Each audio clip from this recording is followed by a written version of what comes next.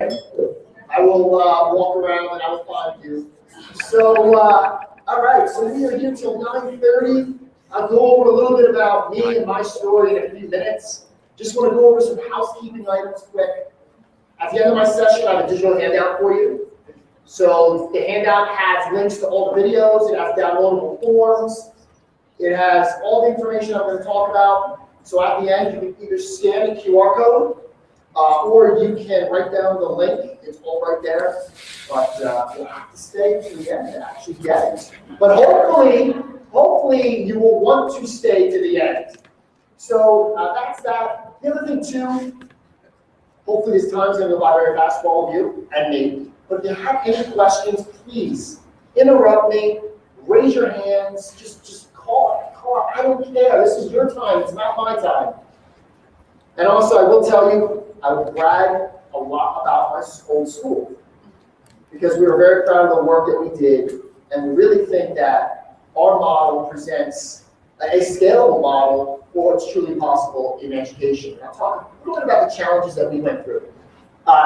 There's our hashtag. All my contact information is on the Google site, on the Google Doc that I'm giving you, so you can feel free to reach out to me at any time. And if you don't want to call out and ask a question, feel free to tweet it out, and I'll respond either when I'm at the airport later or when I'm on the plane going back. All right, so let's begin. So real quick, a little bit about me. Started off as a science teacher at a high-performing school in New Jersey. Then I went to New Milford in 2004, which was not a high-performing school district. And New Milford is in Bergen County, New Jersey, about 10 minutes west of the George Washington Bridge. So right outside Upper Manhattan. In Bergen County, there's 65 high schools. 90% of those high schools are high-performing based on standardized test scores. We have great testing factories in New Jersey. So, lots of money in Bergen County, high-performing schools. New Milford was in that 10% that was not high-performing. Blue-collar community, we had no money. Everything I'm talking about this morning, we did actually no extra money outside our operating budget. Challenge number 2, very diverse population. Parents at home spoke over 40 different languages. If you were an ELL teacher in my school, you would have probably 11 kids, and those 11 kids probably spoke 11 different languages. We had significant populations from the Dominican, Mexico, China, Turkey, India, Pakistan, Philippines. It was like the United Nations. 30% of our entire population was classified special needs. Challenge number 3, my building looks beautiful. It was built in 1928. Our infrastructure dated back to the early 1900s. No money, challenging diverse population, and an aging infrastructure. Yet, we were able to not only innovate when it wasn't cool to innovate, starting back in 2009, but we increased every metric that we were judged on. Our work was not solely focused on increasing standardized test scores and all those other metrics. But that's a reality for all of us. And over our 5-year transformation that started in 2009, last year we had our highest ELA scores ever in our school's history. 96% of our kids were proficient or higher. Math scores were up 8 percentage points. SAT scores increased the last 3 years in a row. Our AP scores, we increased on average 20% from historical lows over the last 3 years. Our attendance rates were all-time highs. Kids were actually coming to school. Acceptance of 4-year colleges, we were up 20%. 90% of our kids went to a 4-year college last year. Discipline. In my school, when I came in 2004, we had fights, assaults, weapons, drugs. Our drug problem was so bad, I had to bring in a Bergen County K-9 unit twice a year to do drugs used in my school. That was in 2004. Last year, we had 1 fight, and it was 2 girls pulling each other's hair. That is the worst thing that happened. Why did it happen? Because traditionally, schools work better for adults than they do our kids. We created a school starting in 2009 up through the present that worked better for our kids. And we did it by innovating. and we innovated with a sense for how are we going to enhance learning with the ultimate goal to increase achievement. I'm going to go over some of these innovations that we did today. And a lot of those innovations focused on the purposeful integration of technology. But it wasn't that our focus on technology that led to these results. It was our focus on the basics. We focused on pedagogy, our learning outcomes, our assessments, and we made sure when we started integrating that technology that it had a specific role to increase and enhance learning in our kids' classrooms. But in New Jersey, no different than anywhere else across this country, we always thought things were impossible. I don't have to tell you who the governor of New Jersey is. You know who he is. And you better hope that he doesn't become our president. Because he hates public educators. Go on YouTube, you'll see that. Because with all the mandates, all the directives that we had in New Jersey, with our Common Core implementation, with PARCC, which has just been a nightmare, with tenure reform, evaluation reform, student growth objectives, but our budget's being slashed. We all thought we couldn't see through the type of changes that we wanted to see. But we decided to go down the path less traveled and really determine and see what was possible for our kids. And what we learned early on is if education is good for one thing, and one thing only, it's good for making excuses not to move forward. If something's valuable to you, you'll find a way.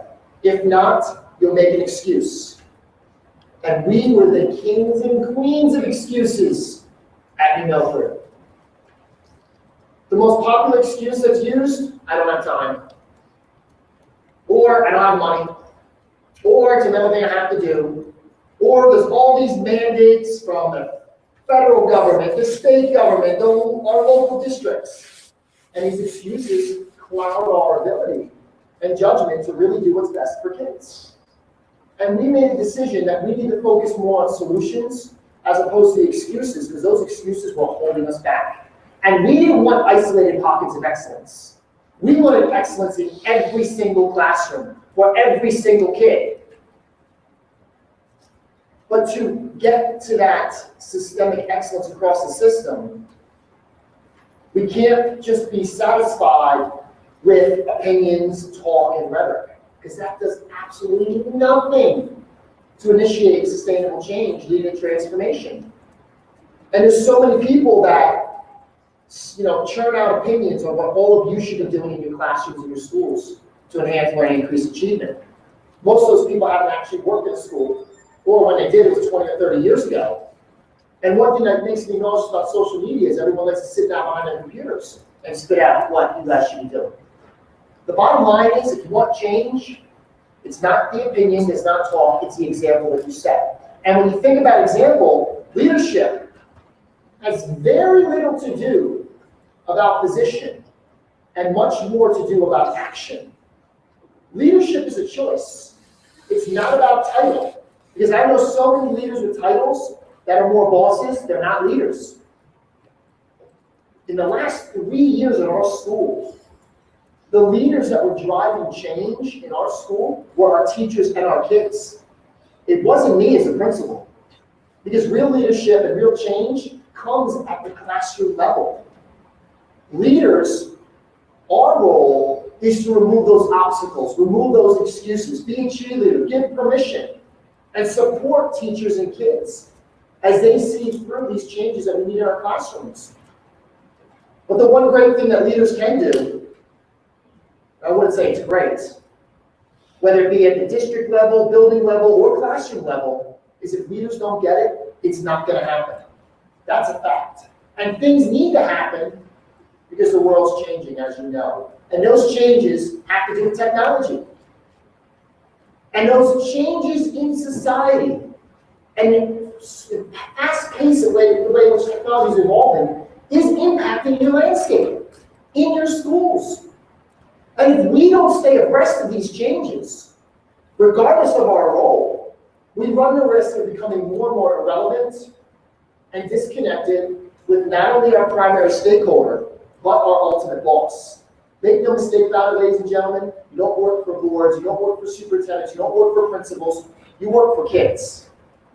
And our kids, it's not that they're learning different, but the environment in which they work and learn is dramatically different.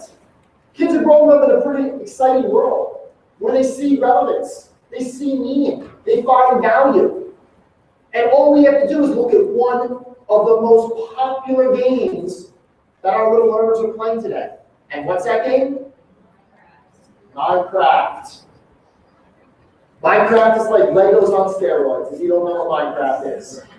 And my son, I've always worked in New Jersey. My wife and I, we live in New York City, we live in Staten Island. Both of my kids go to the New York City public schools. And my kids, they love their technology, just like their daddy. My son in 4th grade, he is a Minecraft fanatic.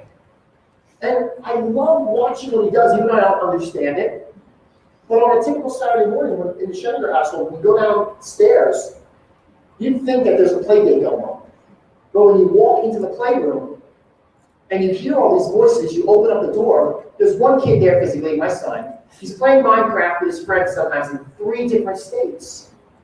And when I put my educator hat on and I look at what they're doing, here come all the buzzwords.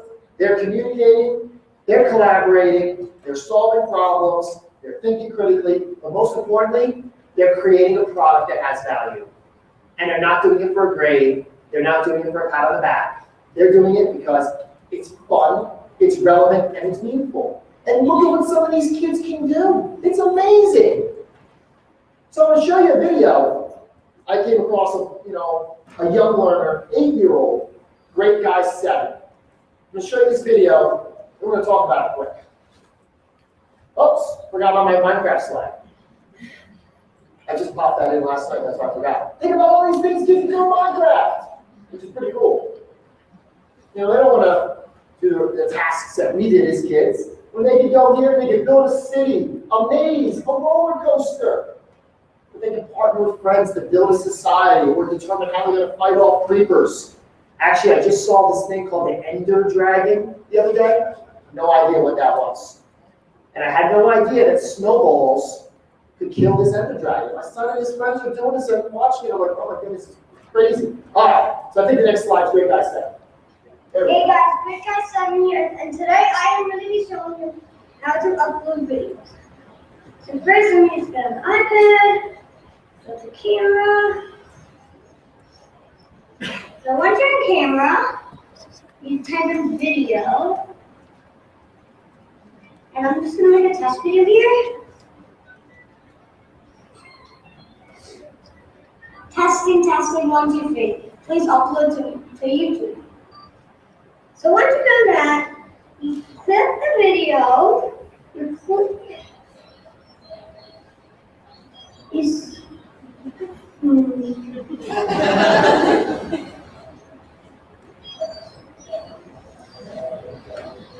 so in the corner, there's a little button with a square and an arrow pointing up. You click that, and then you click the video. And you click YouTube,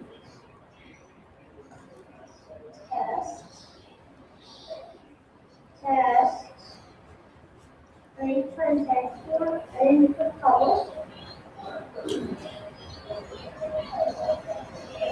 And then it publishes. And that's really all you have to do. So that's it for this, guys. If this is Great Guy 7, saying have a good day, and I will see you guys later. Bye. So when I found a Great Guy 7 video last June, 30 tutorial videos, 8-year-old, 30 tutorial videos, and I showed this video for the first time during keynote in Tarrytown, New York. And at lunch, a chemistry teacher with 30 years of experience stops me and says, you know what, Eric, I saw that video before. And I'm like, how do you see that? I just put it in my slide deck.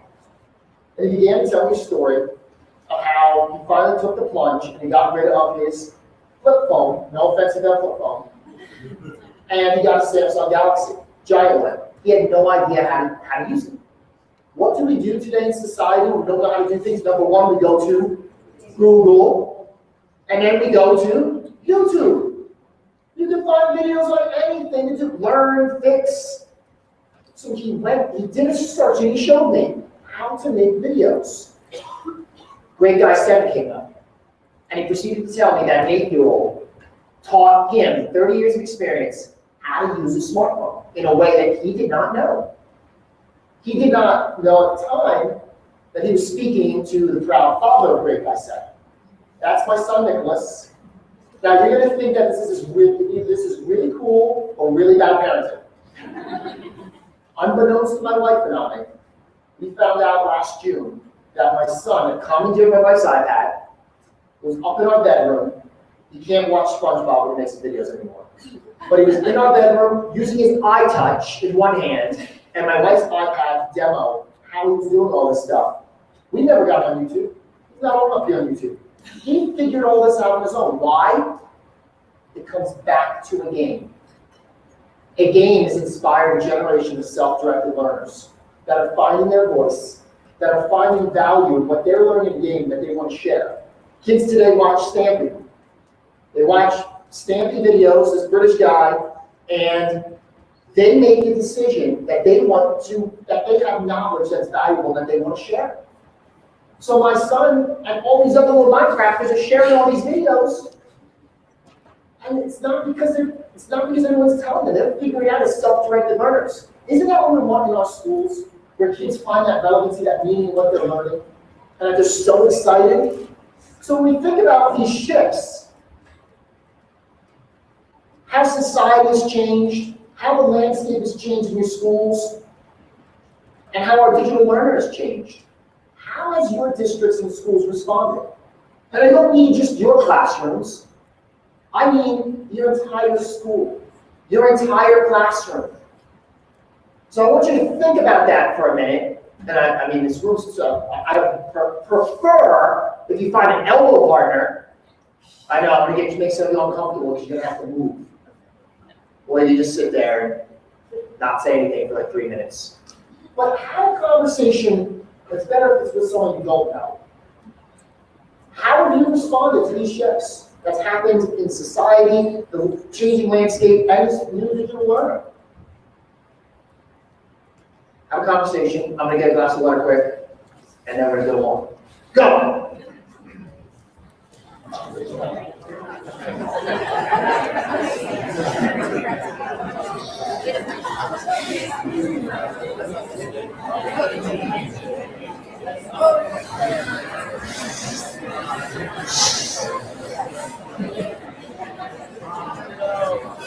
Tired yet?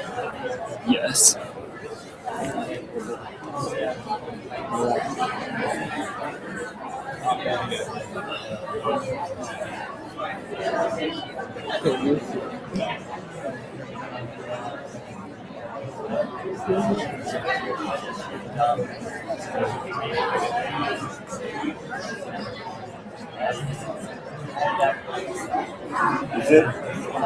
Is it flipped the right way? It's looking great. It's like 2 times better. The quality's great. Cool. Three major shifts are the changes in society due to technology, changing landscape in the school because of how technology evolved, and the digital learner. Oh, I think I have on my, I deleted that slide. Oh, I'll put it up there. Ah.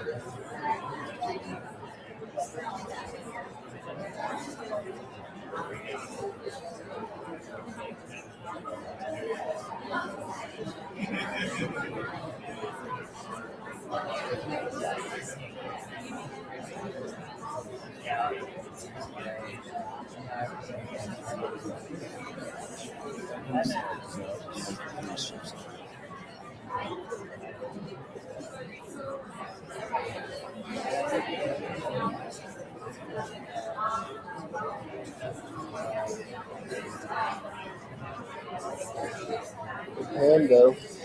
Okay. Alright. How'd you sleep? Did you fall asleep after I did? What? Yeah, after I fell asleep. I fell asleep first. Or You you? started snoring. What? Share a story. I did? Good. Good job. So I asked you that question, and I'm sorry, I know I should get more processing time, but time is not my friend. So I want you to think about this. Think about the conversation you had. Most of it was quite positive. Some of them might have been, you know, well, you haven't changed enough. And I want you to think about this. Because I think about my own kids in New York City. And for the most part, schools as a whole and districts are not changing. And if they have,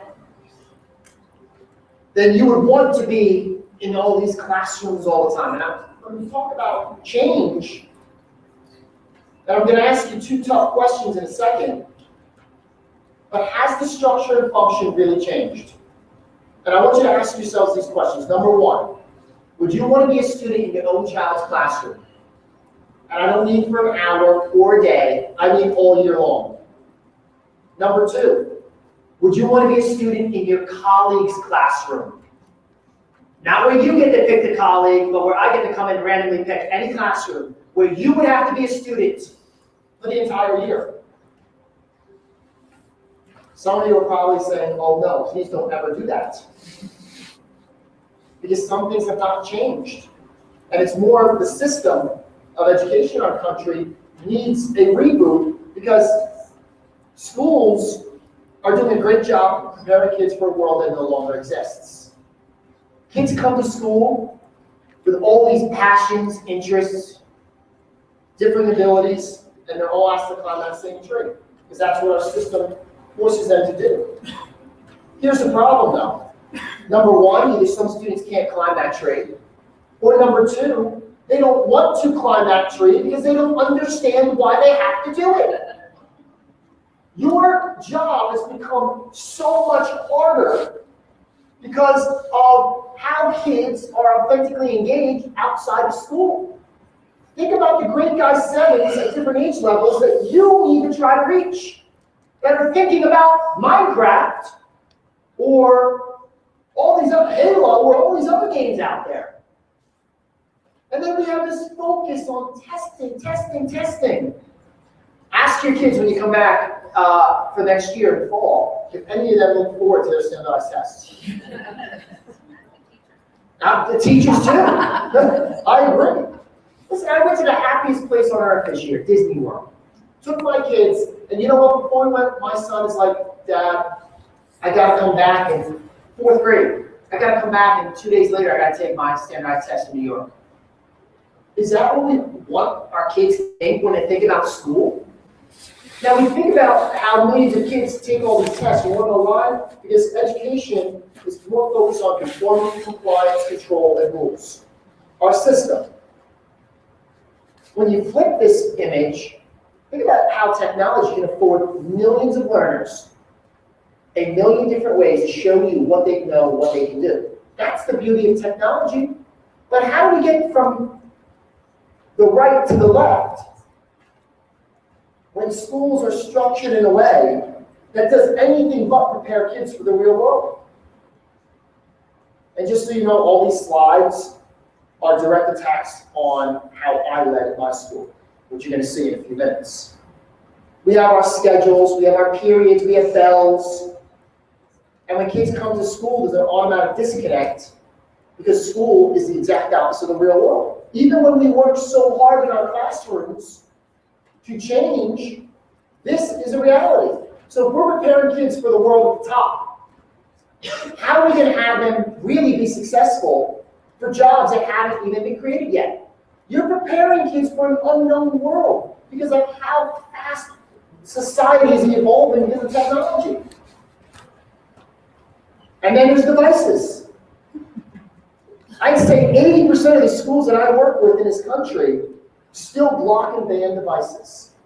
We chastise kids if they forget their pencil, pen, notebook, but if they bring their technology, if they bring a tool, they're punished.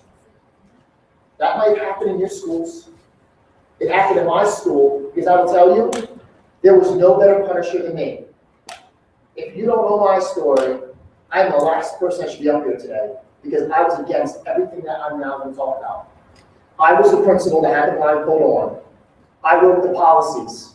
I bullied kids for their phones. If you don't believe me, does anyone know that I was a reality TV star back in my early years? Anyone see the principal's office on True TV? Good. Don't YouTube it. I was on Rachel Ray too. And on Rachel Ray, in 2007, I was talking about why we banned technology, because our kids would wear their hoodies and have their earbuds in, and they'd be cheating. They'd have all the answers on their iPods. And I took phones because I was brainwashed into thinking school is about control, kids have to comply, we're the authority figures, safe learning environment from distractions. So what did I do? I created a school that kids hated. And not only did they hate it, one student had the guts to tell me that school was like a jail when I took the phone from him. Students would run from me. That's how much of a bully I was.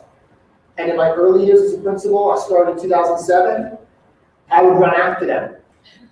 And I would go into classrooms and I wouldn't ask kids for their phones, I just put my hand out. And if they didn't give me their phone, one day in school suspension, case closed. And they'd go in school, because if I got their phone, I kept them to the end of the year. And I didn't care if my parents said they were going to bring their lawyers in. I said, go ahead, do it, waste your money. And I was a bully. But in 2009, when I was doing my thing, when I should have been in classrooms, by the way, I was too focused on taking devices away, a student told me that I created a jail and what should be a school.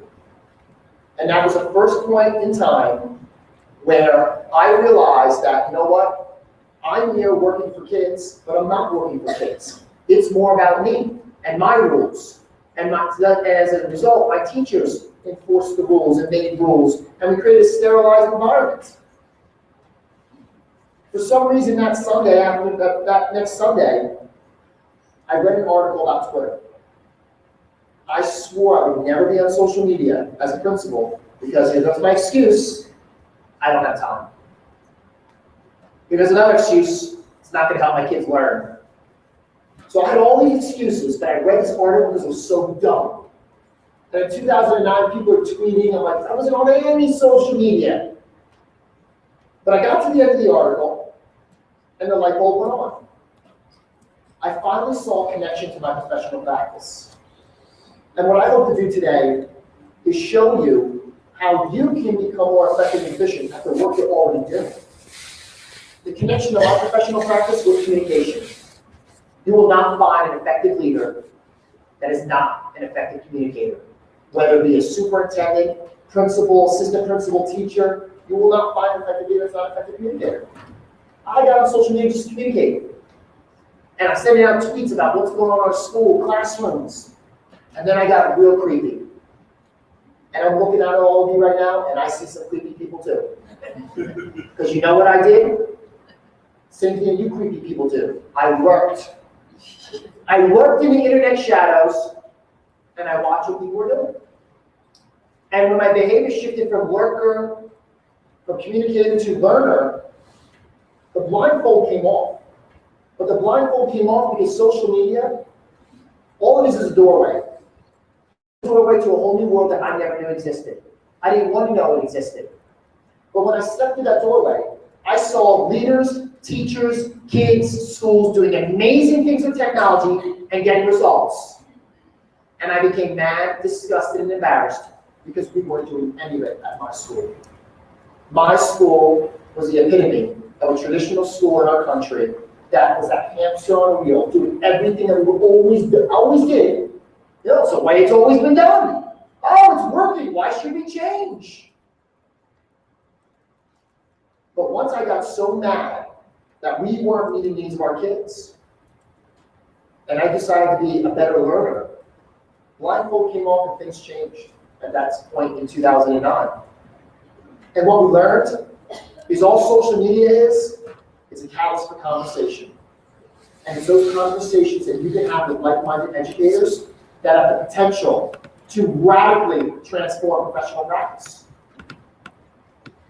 And we started to think about not just transformation. And make no mistake about it, ladies and gentlemen, technology is not going to replace teachers and administrators. And technology is not going to be that silver bullet and transform education. The true silver bullet and transformational agent is how all of you and your colleagues and your students effectively use technology to do what they do better. How can we empower kids to take ownership of their learning where they create artifacts to demonstrate conceptual mastery? How do you use technology to enhance and support your learning? How do you use it to brag about all the awesome work you do every day? How do you use it to communicate? Because when you think about it, you need to ask yourselves, in your schools, not your classroom, maybe not your school, but in your entire district, are your kids going to be ready for this world?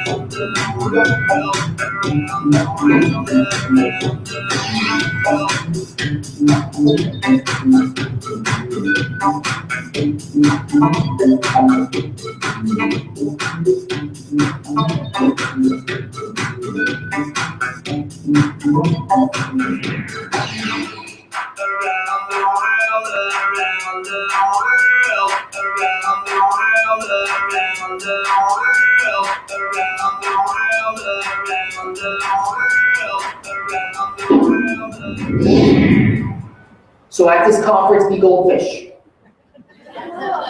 And it's not, are you ready? Are your kids ready? Are your kids going to be ready? And we have to stop looking at tools as problems.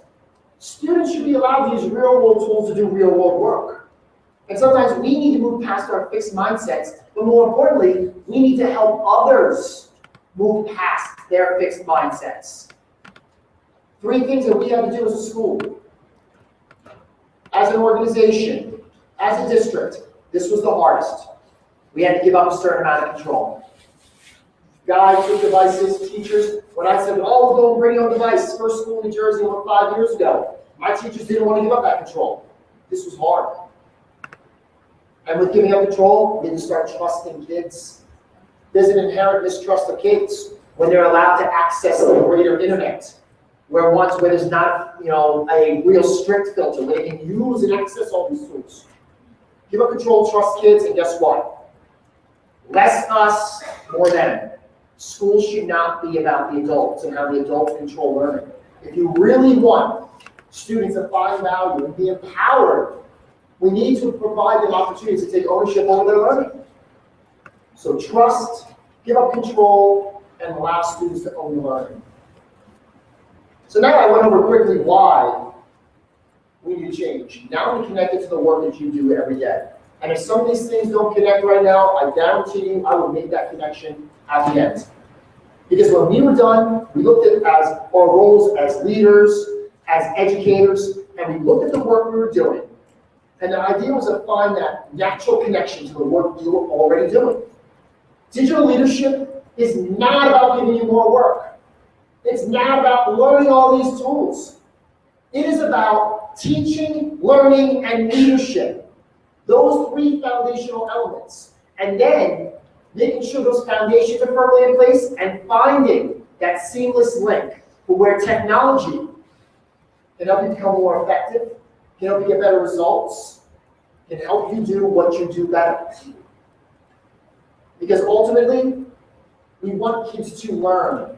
It's not necessarily about achievement. We want kids to learn, and when kids learn, ultimately they will achieve. But in order to increase learning and achieving, we need to focus on our teaching, organizational leadership, instructional leadership, because those three elements impact instructional effectiveness. And it's the quality of instruction that happens in our classrooms and out of our classrooms that ultimately will impact achievement. So the first and most important pillar is student learning. If students today cannot learn the way we teach, maybe we need to teach the way that they learn. And we look at all these tools we have. So many amazing tools that can lead to greater engagement and ultimately can enhance the learning process for our kids. But we need to figure out what is the true purpose behind these tools. What is it you want your kids to be able to do with technology? So I'm going to have you find your elbow partner again. This is going to be a quick conversation. Each of you gets a minute. What do you want your kids to be able to do with technology? Very important question as we frame this larger context going forward. Go.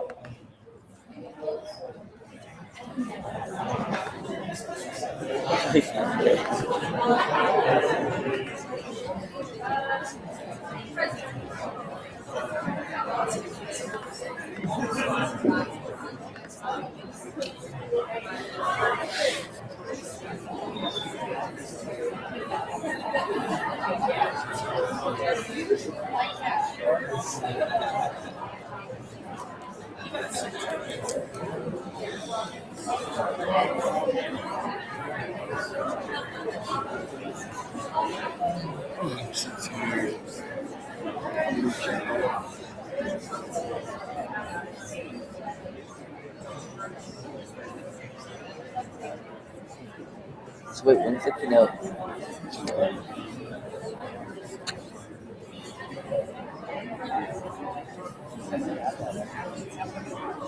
Theoretically, we could do a two-camera. You what? A two-camera and have one camera on the sides. We have How? the white, Oh, yeah. and we have the extremely long video with a couple others and stuff. Theoretically, we could. We can mess around with it tonight and see if we can get it. Yeah, we could try it on the second key for the speaker. Do you have the white thing with you? Nope. I think it's in the desk. I think I took it out this morning.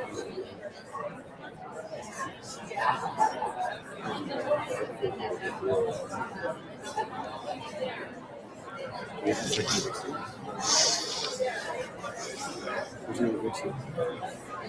in the room as well.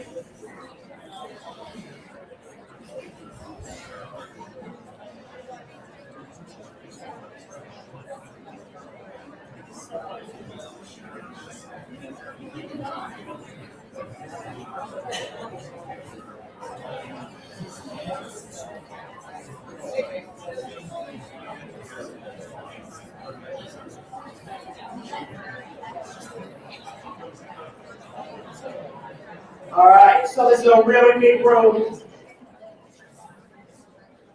I'm going to try letting you share some examples. I don't know how this is going to go.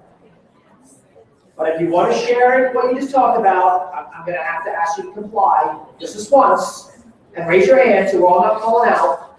What do you want your kids to be able to do with technology? Yes? Maybe the question shouldn't be, what do I want my kids to do with technology? Maybe it should be, what are my kids doing with technology that I don't know how to do? That's good. I like that. Yeah. Anything they want. Take action. Take action.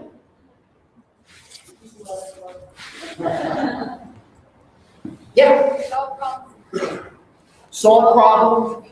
Solve problems and be creative. Yeah. Teach others. Be responsible digital citizens.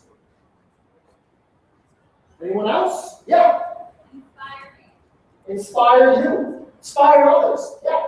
Someone else back there? Learn, discover, find things that didn't even know existed. Great responses. Now think about this. What do you think some of the views in your schools and your districts are when it comes to technology? Is it really about deeper learning? Is it really aligned to learning outcomes? Or is it just about the tool? Because I love this image by Plug Us In, Bill Farrader on Twitter, because it reminds us that we have to move away from the pitfalls that often come with technology. And I know I was victim of this, because when I was a principal early on, I went around my checklist, and I saw, oh, you are using interactive whiteboard, check for technology. Oh, your kids are using iPads, check for technology. Oh, the kids are in a computer lab, check for technology. I never looked to see what was actually behind it. I was a horrible school leader, but I can say that.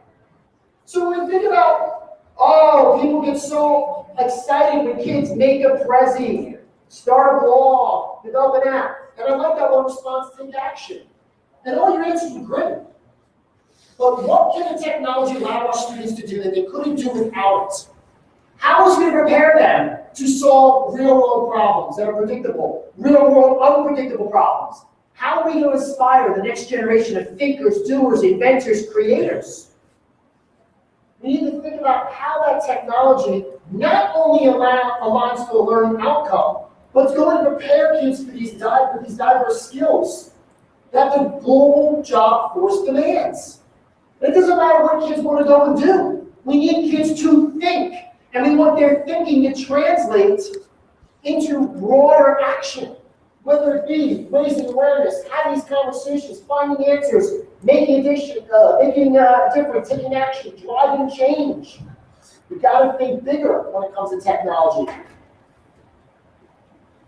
Technology needs to be integrated with purpose, where kids are using that as a tool to further demonstrate conceptual mastery. What I see is a lot of surface level integration when it comes to technology. And a lot of that was my fault as a principal because I wasn't in classrooms enough. I wasn't working with my teachers enough. We were developing a shared vision and having a plan of action and align that vision to make sure we kept our focus. But when you see here, we made sure that our kids not only were expanding their horizons outside the brick and mortar walls of our building, but then we asked those kids and we asked those teachers, what are you learning today? There was a clear connection to how that tool was supporting what they're learning. And in this case, these are digital journalism kids on their devices interviewing Greg Taco, who's the National Education Reporter for USA Today.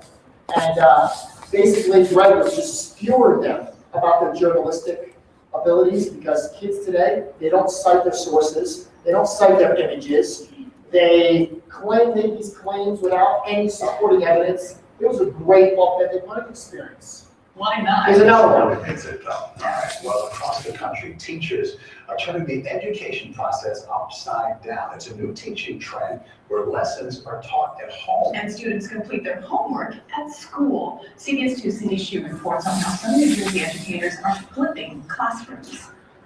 Welcome to pre-calculus at New Milford High School, where they flipped the class. That means all that homework that used to be done at home is now done in class with the teacher. And at home, students watch a 5 to 10 minute video designed by the teacher about what would be taught the next day. Students tell me they love it. I used to spend hours on it. Like, I would have textbooks, notebooks, like, it was like ridiculous. With the flipped class, students say homework at home is now done in under an hour. And class time is where they actually get to work with teachers to get their questions answered. When I get into class, like, I understand it so much better because, like, I'm working and she's always there to, like, when I have questions, whereas at home, I couldn't have those questions answered for me. Teacher Kantan Shalani says students are loving this high-tech approach. They get to use their phones, they get to use their computers, they get to work with each other. You know, I don't want silence in the classroom. Just the interactiveness in class, more kids are engaged in doing their work as opposed to I was just teaching them. You know, you get kids that look out the window, you get kids that daydream. The videos use the teacher's voice and creativity, and students are able to text or email questions while they're watching the videos at home. Now, it's up to each teacher whether they want to flip their classrooms. And so far at this school, about 10% of the teachers are doing it consistently. About 30% are trying it out here and there. While flipping the class is relatively new, many here say it's likely the wave of the future. In New Milford, New Jersey, Cindy Shu, CBS 2 News. Now, teachers also say that with flipped classes, students can also work ahead and get extra help so everyone can learn at their own pace. This is a genius idea. Interesting, right? I love it. Because nowadays they teach different math methods. And so when your children come home, You don't know what they're you talking know how to solve the problem, but in a totally different way. Right. So I love this idea. Takes us out of the homework. That's the whole idea. So it's not that we thought this approach was more innovative. Our goal was teachers started to integrate technology, not because they had to, but because they wanted to. We have no mandates, no directives. When things like this started popping up, it happened because we removed the excuses for our teachers. We provided the time during the school day for them to learn. We provided support and professional learning in-house. And we created a culture where, okay, if you fail, it's okay. And teachers were taking risks. But when you look at this, it's great to see the video. We had to go back to that question. How is this actually evolving and helping our kids learn at a deeper level? Everything that we did, everything, we focused on our instructional design first. Because if your instructional design is not in place, it is just going to expedite the rate of failure when you throw that technology. We wanted our teachers to be comfortable with creating a culture that supported deeper learning, that addressed these higher standards, having these defined learning outcomes, building better assessments. Then the last thing we had them do was to integrate that technology, because we wanted our design in place. And our golden rule was pedagogy first, technology second. We wanted to focus on the foundation and the basics, because we didn't want to make the mistake of putting the cart before the horse and not ensuring that learning was the first and foremost goal. Because ultimately, pedagogy is the driver, technology is the accelerator. Technology should enhance, support, accelerate learning. That's the role of technology. And then we think bigger and broader. How does that allow kids to do things they couldn't do before? Extend learning beyond the walls. Have it become more personalized, more individualized, differentiate, all these great things. Those are the outcomes we want. When that foundation is not in place, the results will not follow. And embedded in our entire culture was what skills did we want our kids to master, to acquire, apply in every classroom, all the time, whether or not the technology is being integrated. And when I took over my school, and I became the principal in 2007 after being administrative there for 3 years, I'll tell you right now, my staff did not want to change. Most of my staff have been there 20 to 30 years. And when the little blue birds started talking to me, and I addressed my staff, they thought I was crazy. and I think something was unpopular. I knew I couldn't tackle the whole school at once.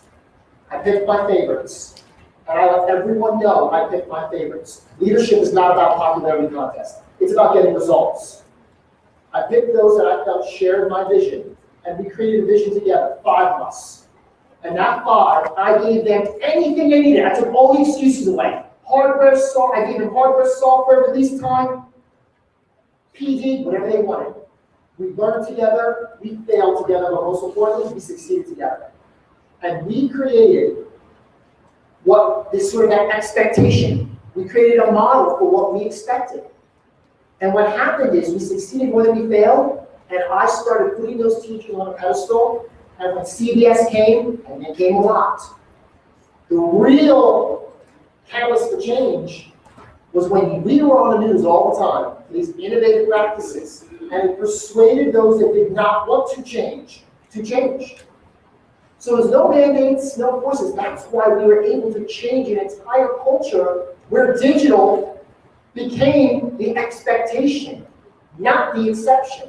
And all these skills were embedded in our vision and our plan, and we held people accountable. And we did it by creating a uniform vision. We didn't have a vision.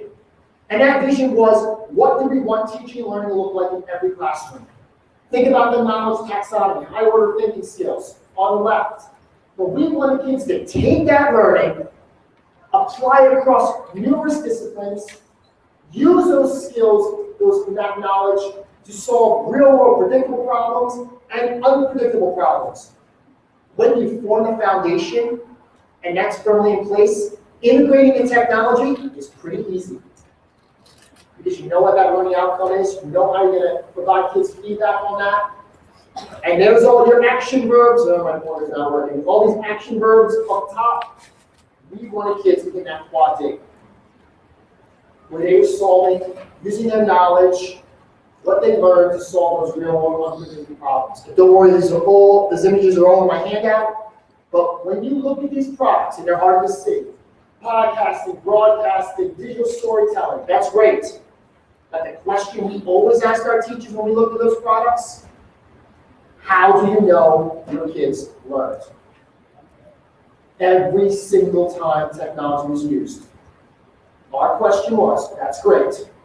How do you know kids learned? Because one problem we have in our country is billions of dollars are thrown at EdTech. And especially when I talk to superintendents and principals, I look at right now and I tell them, ask them, tell me how you know that that technology is having an impact on student learning. And I get blank stares. Because the evidence is not there. How do you know? Oh, I forgot to put it in. I got a typo there, I'm sorry. Here's how we knew. We shifted our expectations. We stopped being managers and we focused on being leaders. We were in classrooms all the time.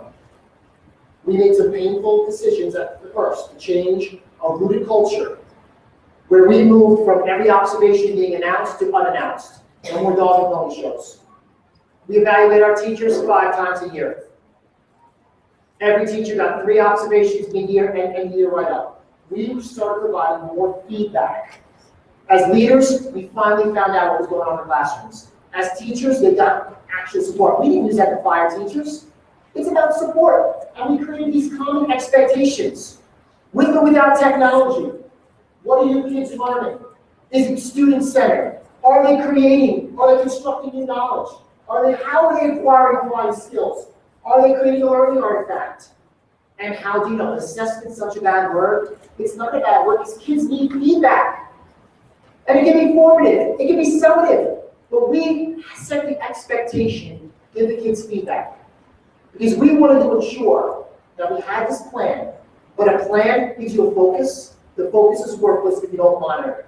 The only profession where accountability is a negative is education. The accountability is how can we all improve what we do to make sure, especially when it comes to technology, that's being integrated properly. And we aligned everything to our feedback mechanisms. And we got away from the engagement trap. We get all excited about technology. Oh yeah, it's going to engage kids. but engagement does not always equate to learning. We have to get past that. We used to accept engagement as the be-all, end-all in our classrooms, especially when it came to technology. We had to dig deeper, go back to the basics, and make sure that those foundational elements were in place. Because we wanted to make sure that the money, the little bit of money we had, was being used with purpose, and that it was going to have an impact. And how did we know we had an impact? Well, I showed you scores. I'll show you some more examples in a few minutes. It wasn't all the awards our school won. It wasn't all the press that we got. The true litmus test on success is transparency. If you're transparent, you will allow anyone in your classroom in your school at any time.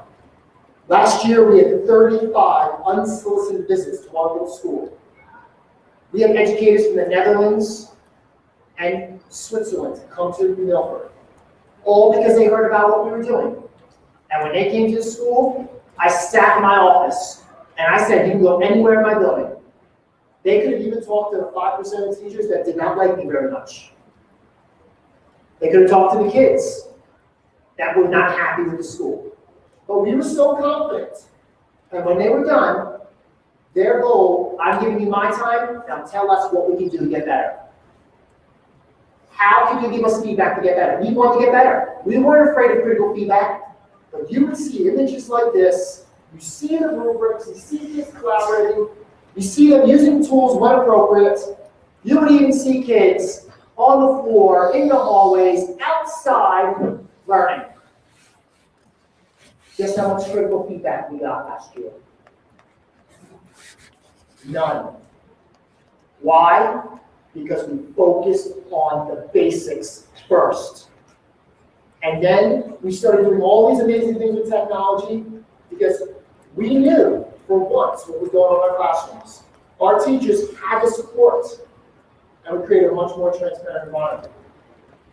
And we did it by creating that shared vision, our plan. We modeled. I never asked my teacher to do something that I was not willing to do myself. And that was huge. We gave our teachers support, we gave our kids support, we improved our access. The monitoring piece, that was such a huge component to make sure that we were giving our teachers feedback on what was going on. We honored the voice of our kids. From 2009 on, our students had a seat at the table for every decision we made. Every major technology initiative, every culture-changing initiative, our kids had a seat and they were able to give input. Because you know what? It was their school, not ours. And we provided professional development for 5 straight years to make sure that we got it right. We didn't just focus on the learning in our classrooms, we focused on our school. Think about when we go into schools. Would you want to be in your school all day, all long, as a student? If I had 10 lazy boys up here that had built-in massagers, some of you would have got here early, and you would have moved from that seat. Why? You like comfort. You like access. You like coffee. You like thinking games. Kids like all that. How does school design reflect those essential skill sets we want? Are we teaching kids about their responsibility? Does not happening at home? And how are we emphasizing individualized and personalized learning for our kids? The research even shows school design does impact student learning. This study found like 25%. 25%. When you look at design, furniture, layout, color, acoustics, temperature, lighting. And when you look at what's possible, just look at some of these designs in public schools across the country. Like this in Clark County, Nevada. This elementary school in New Hampshire. Look at the colors. Look at the student walking around with his iPad. Look at the seating. Look at these kids. Why do we spend all this money on furniture that's very expensive and hurts kids' backs? We have to get more creative about design, make kids comfortable. And there's so many creative ways. And when you look at how you spend money on furniture in schools, you can save a lot of money and really get creative. And when people think it's really not possible, I point to this school in Columbus, Ohio. This high school built another building called Clark Hall. That building on the right, All the bottom level, all leased out to local businesses. Chipotle, Bank, the Y, those lease purchases pay for all those images you see. They didn't spend extra money. They got creative. And look at kids there, rocking chairs, ottomans, access to the internet. Now let's show you my school. Our kids have ubiquitous access to Wi-Fi. They can come in, use their SIM username and password they always use traditionally, and get on the student network. We had a filter, but almost everything was unlocked. School branded charging stations in all common areas. Kids left their devices unattended. By every charging station was a Keurig. Wouldn't you like to have access to charging stations and Keurigs? And if you got little kids, give them hot chocolate, maybe sugar-free. You know, snacks, there's ways to solve that. We also had thinking games, chess, checkers, and you know what that did? It built relationships. Something as simple as claiming unused space. Our teachers stopped going to the toxic faculty room and started meeting kids for lunch playing chess, having conversations about life. They build better bonds. And when you build better bonds, you build better relationships with kids. And when you build better relationships with kids, guess what? They're more motivated to come to school. Oh, by the way, last thing, the leather couches here, stole that idea from Google in New York. We built a nap room for our kids. Yes, a nap room. We removed the door, put 5 leather couches in a room that wasn't being used. Our kids could go in there on their lunch, 48 minutes, before school, after school, and they could do that. It works in the real world. Everybody loves the ideas of Google and Starbucks. So why don't we implement them in schools? And then we went a step further, and I hired an amazing educator that's created a makerspace. This was in our library, and the whole premise is to get kids excited about learning informally where they create, invent, or tinker, make to learn. And we've got 3D printers, Lego tables, makey-makeys. Kids were building things with technology that we used to throw out. But let me let my friends from CBS show.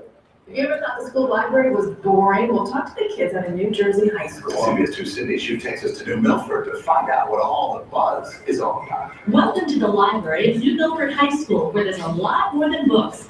This is the brand new makerspace, and we do mean make. Kyle Henry is using a 3D printer to make a phone case. He designed it on the computer, then printed it out. He made this black one the other day. You could change the color, blue, black, white, red, green, and basically comes out of a phone case in an hour or two. Other students are creating video game controllers out of anything, even fruit. Tristan Tianson let me play along. I never played a video game with fruit. It's a very interesting game.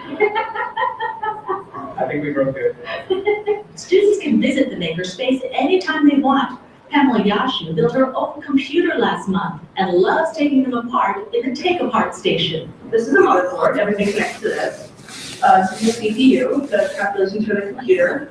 This is a heat sink for tools off the CPU. And the list goes on. The makerspace was created this school year by Laura Fleming, who runs the library, as it's all about making learning fun and inspiring innovation. I've had kids go home and learn about things that they started in our makerspace. And to me, that's a teacher's dream. And it has students dreaming big. Now I want to do biomedical engineering, so hopefully I'll get into that. And makerspace has helped you feel that? Yeah, it has a lot. This shows us all the different ways to build things, and it takes you through step by step. Well, the students love the makerspace. Next year, it's going to look completely different. They want to keep changing it up to keep it new and relevant. In New Milford, New Jersey, Cindy Shu, CBS 2 News. As far as cost, Fleming says you can create a makerspace on any budget. Cost her school about $1,500, and she saved money by getting many of those things donated. But that is just, stimulating her minds. Good leaders hire people that are smarter than them. I told you, real leadership does not come from people with titles. It comes from educators that are going to take those risks and be empowered to do amazing things. In 2013, I hired Laura Fleming as my media specialist, librarian, technology integrationist. She single-handedly, as a librarian, initiated 3 culture-changing initiatives. This was one. You're going to see the other 2 quickly. Laura is an amazing asset. She's doing amazing things with kids. in a library that was totally irrelevant to our kids. You can check her out on Twitter. She's @NMHS_LMS. But we looked at our spaces, and I want you to think about it. How might you change the structure and function of your buildings, your classrooms, your collaborative spaces to better support learning? Where are there opportunities to go back next year and claim areas of your building to inspire kids? Because I'll tell you right now, wood shop, metal shop, ag, all cut in the Northeast. Our kids, especially our special ed kids, had no reason to come to school.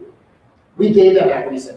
We had special education students that were labeled, that were creating working computers out of cardboard boxes from the spare parts that we were throwing out. Infinite possibilities.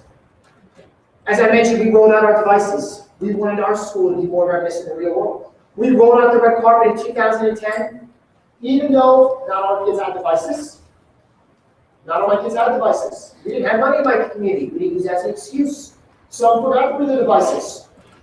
So what did we do? We handed out Chromebooks for our kids to take all year long, like library books. We provided access in school for the have-nots. We found solutions to those excuses, but we also had to ensure that when we went mobile, and if you talk about one-to-one or bring your own device, think about those initiatives. More often than not, the cart is put before the horse. The teachers are not providing enough support to implement the technology with purpose. The administrators are not providing support with how to go about and provide all of you with support on the initiative. And what we found when we did this, we learned from many mistakes early on. And the first thing we did was focus on infrastructure. We had to make sure our network was going to withstand all the devices. Our kids were bringing 2 devices each. We had to make sure we had a vision that focused on learning. That plan supported that vision. We had to align all of our policies. We provided professional development before we rolled out the initiative, during the rollout, and every day after. We had programs, not just for our students, but for our parents. We taught our kids about what it meant to be a student in a bring your own device school. We talked about cyberbullying, we talked about the digital footprint. We had all our kids Google themselves every year. They couldn't believe what they found, because guess what? No one was teaching digital responsibility at home. So we did it. I did it. We brought parents in, and we talked to them about our programs, how instruction was going to be changed. Because the most pushback we got was from parents that wanted their kids taught the same way they were. We were proactive, and finally, we used money in our budget to provide for the have-nots in our school. And we used that limited money. We eventually created one device for every 2 kids. When it comes to devices and technology, devices, tech, should never drive instruction. The role of technology is to support and enhance learning. We always focused on it as a driver of instruction until we changed. We had our wake-up call. And we would see things like this, and we make no mistake about it. We knew kids, what they were doing in and out of the classroom. Even during lunch, we turned what used to be downtime into learning time for our kids, because they were empowered to use their tools to support enhanced learning, conduct better research, increase productivity, become more digitally literate, and become more responsible. We did other things too that focused on our environment. We created our own learning academies. We added asynchronous virtual courses. We used open courseware where our kids were taking courses from Harvard, Yale, MIT, Stanford. And once they took the course and showed us what they could do, we gave them honors credit. The IOCS program we developed, it's in my handout. You can start using it if you want. We even had kids creating 3D virtual reality games from scratch after school. We had to push ourselves outside High our school is comfort going zones. super high. And we then really dreamed about what was possible and started creating our own unique learning environments for our kids. Well, high school is going super high tech with 3D virtual classrooms. CBS 2's Cindy Shu takes us to New Jersey, where it's all about thinking ahead and outside the box. Welcome to New Milford High School, where the students are learning chemistry in a whole new way. First of all, everyone with a headset on can communicate with other students throughout the school. this is my headset where I can also talk to different people, so they don't have to be necessarily right next to me for me to hear them. Each student also creates their own avatar. This is Angie Belinich's avatar. The real Angie shows how she can change it up anytime she wants. And I can change the hair color, the hairstyle. And there are lots of clothing options as well. The students' avatars visit all sorts of virtual classrooms on the computer. It's part of a pilot program exploring the possibilities of virtual learning by breaking down the barriers of a traditional classroom. It's really cool because we can communicate possibly with people across the world. These whiteboards are called media boards, where students from different classes post anything they want, from YouTube videos to questions, to help each other understand chemistry problems. Sometimes people learn differently, so one way I explain something can be more helpful to someone than what the teacher says. So while there's a lot of students helping students, science teacher Vicki Smith loves it as well. Here's her avatar, checking out how her students are doing. I can actually monitor each student without having to be by them and see what they're doing. How is their learning progressing? Smith says teachers need to think out of the box to keep up with how kids are learning these days. In New Milford, New Jersey, Cindy Hsu, CBS 2 News. That was the second major initiative that Laura Fleming, my librarian, who almost cut position, implemented in our school. She got 11 teachers to volunteer to take on more work, to get trained on Protosphere and then implement it in their classes. Moving on, and we don't have much time. Other pillars, this was probably the most important, at least for you to see what's possible. Think about issues that you've had with professional development. At the district level, school level, workshops, conferences, so many issues.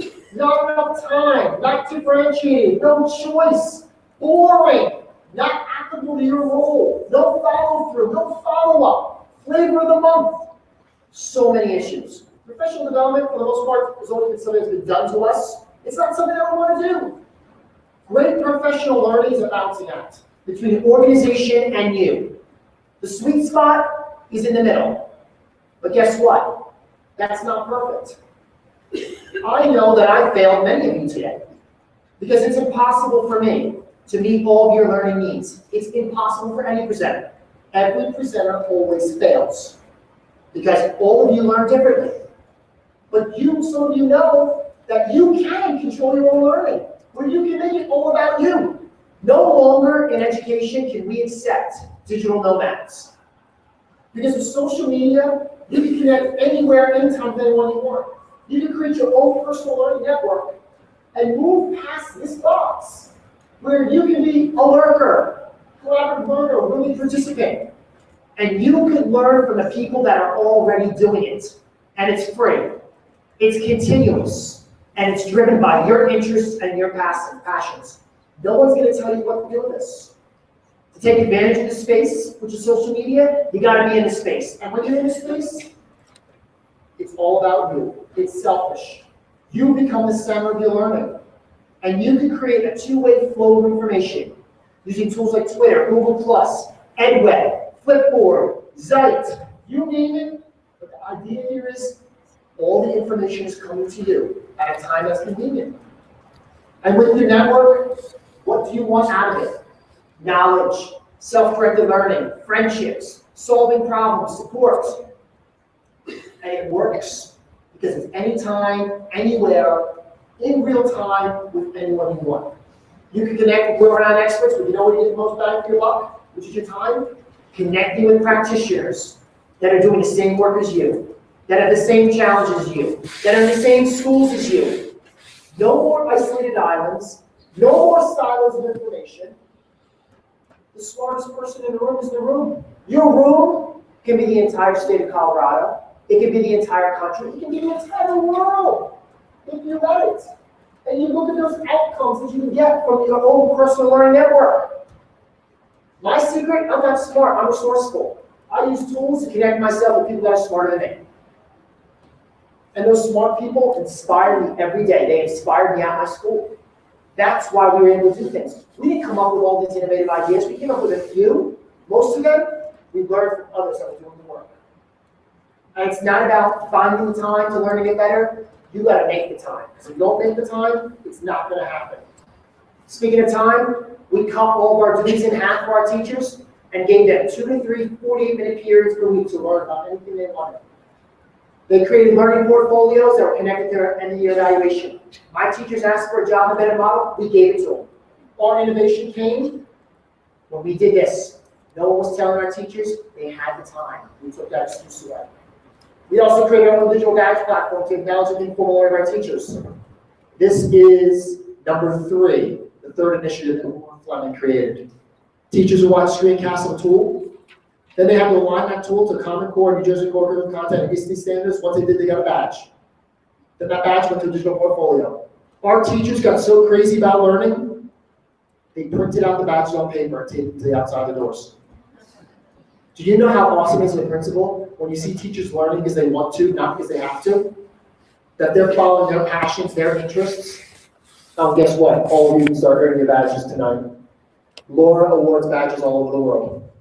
It's in my handout. The link is there, but it's in my handout. Everything we created at New Milford, we share with the world because we're all in the same business of helping kids. Last couple of pillars, think about how you communicate. This is the information you want as a parent about your school. This is the information that your stakeholders want. Digital leadership is about meeting your stakeholders where they're at and engaging them in two-way communication. We can't be afraid of feedback, because feedback helps us know what we're doing wrong, what we can do better. It also provides us an insight on what we're doing well. How well do you give that information to your parents, regardless of your role? Because there are free tools that allow you to get that communication out, to build better relationships with your stakeholders, to give them information, to become more transparent, and build support for the work that you're doing. And when you think about time, it doesn't take much time to send out a tweet. 1 to 3 tweets a day takes you seconds. You can have this set up for your classroom, your school, your district. Facebook, this was an amazing hub for us. But Facebook pages that are one way are no different than a website. How do you promote and encourage two-way communication to really build those relationships with your stakeholders? Anyone can post on our page, and we embrace that. Was it always easy? No. We blocked a few people, removed a few comments, but we didn't let the fear and the excuse stop us from building better pathways to engage our community. We even created our own correction. Our students created our own app where we can send out push notifications. This app was completely personalized to our kids, scannable lunch cards, their schedules, and get updated to their athletics, their clubs. Oh, you can go there, create one for free too. In my handout.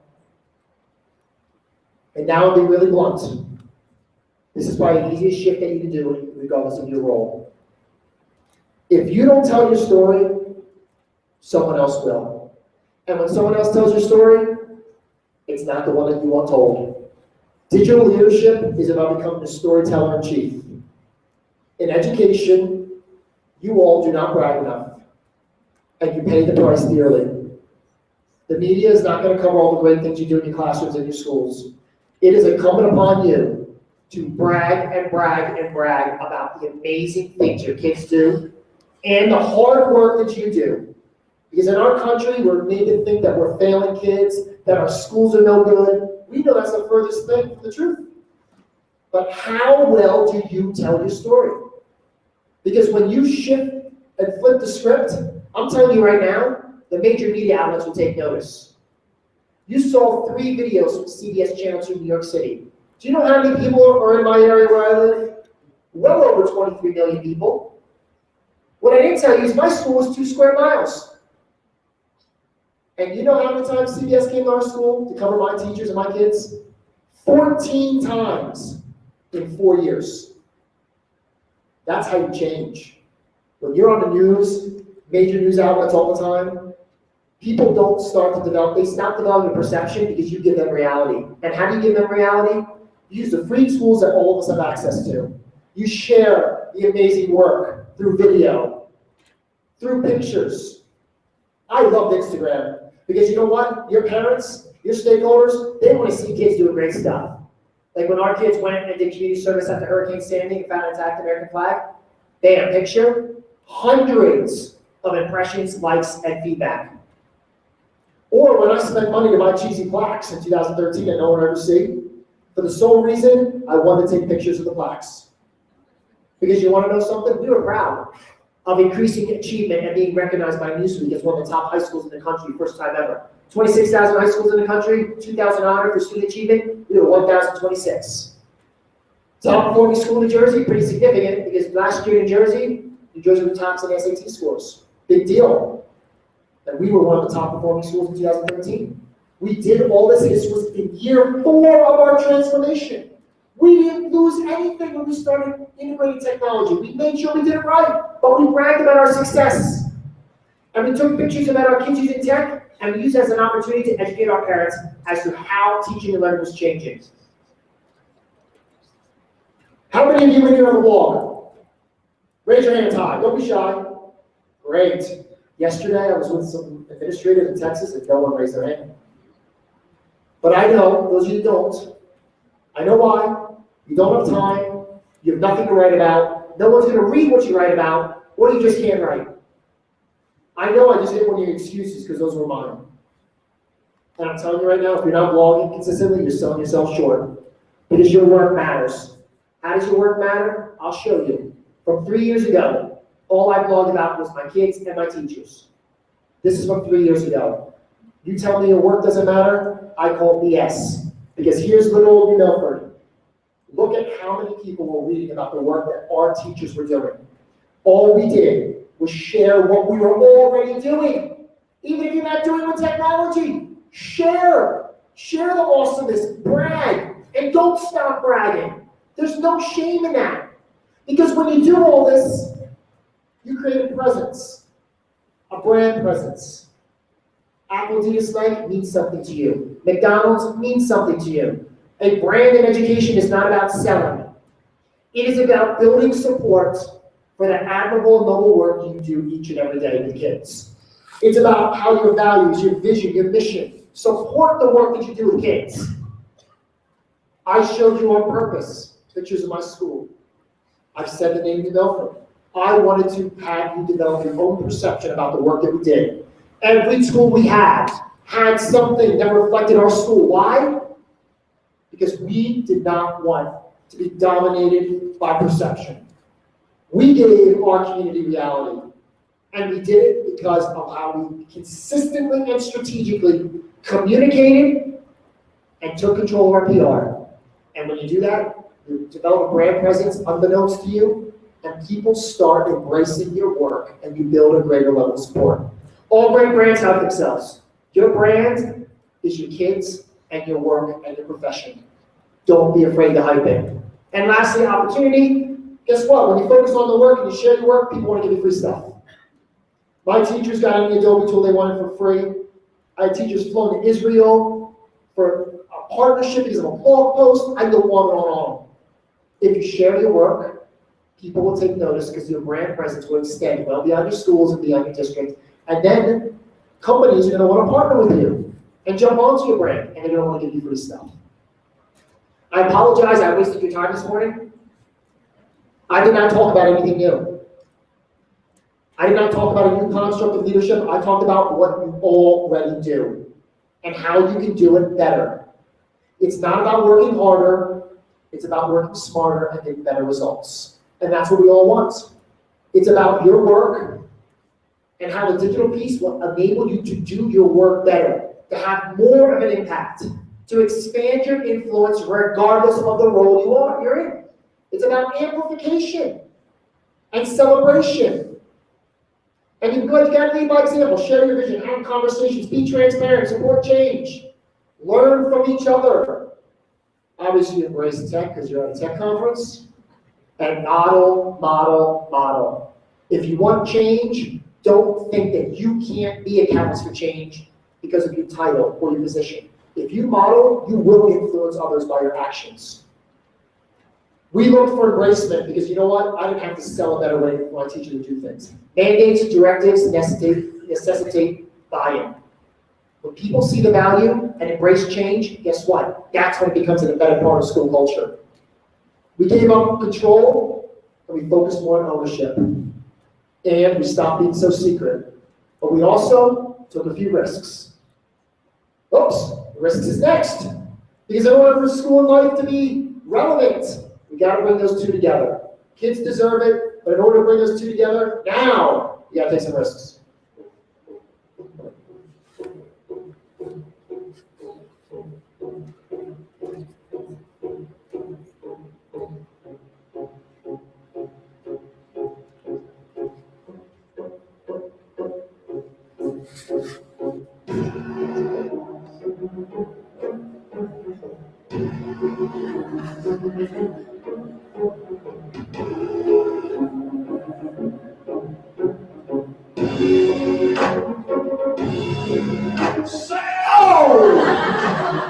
Don't worry, no cats were hurt. Now all the cat lovers want to kill me right now. Hey, no risk, no reward, right? No risk, no reward. Guess what? Don't use time as an excuse. And you gotta be digitally resilient. You'll be met with blocked websites, antiquated tools, and a vision for teaching and learning. That way pretty much stinks. But it's not in the best interest of kids. Are you gonna see that as an excuse, challenge, obstacle, or are you going to embrace that as an opportunity to do something different and do something better? The person who says it cannot be done should not interrupt the person that's doing it. When you are innovative, you take those risks, guess what? You become the loneliest person in your school, in your district, in your county, in your state. Trust me, I've been there. But you know what? Frame it in what's best for kids, and when it's all said and done, everyone else is going to respect the work that you do. I know you all love Flashdance. Take your passion, make it happen. Oh, shameless plug. And there's my handout. Ladies and gentlemen, what you do, there is a quick survey that goes to my employer. Just scan the code, or you can write the link down. It's case sensitive. Once you answer those questions, they're very painless. You will get access to the Google Doc, which you can download then. Every time I update the Google Doc, you will have the updated version. And I think, oh my goodness, it is exactly 9:30. I want to thank you very much. I'm going to put up some music for all of you right now while you scan that. And thank you for your time. Enjoy the rest of the conference. And make a difference in the life of kids. Thanks, everybody.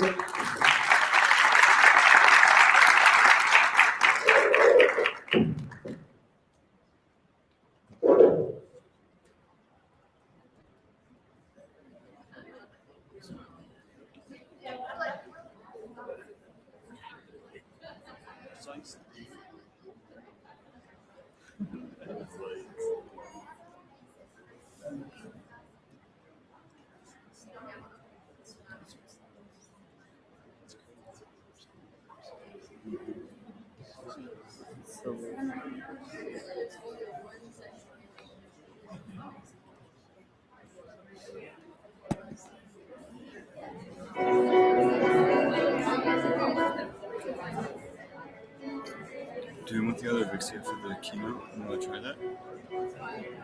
Yeah. I need to get some coffee. I need something. I'm falling asleep. stuck in wind. Thanks again, Nathan, for doing all the Windows stuff. It really helped out. Well, it's working. Yeah, it seems to be doing Awake all night. well. Now we get to see your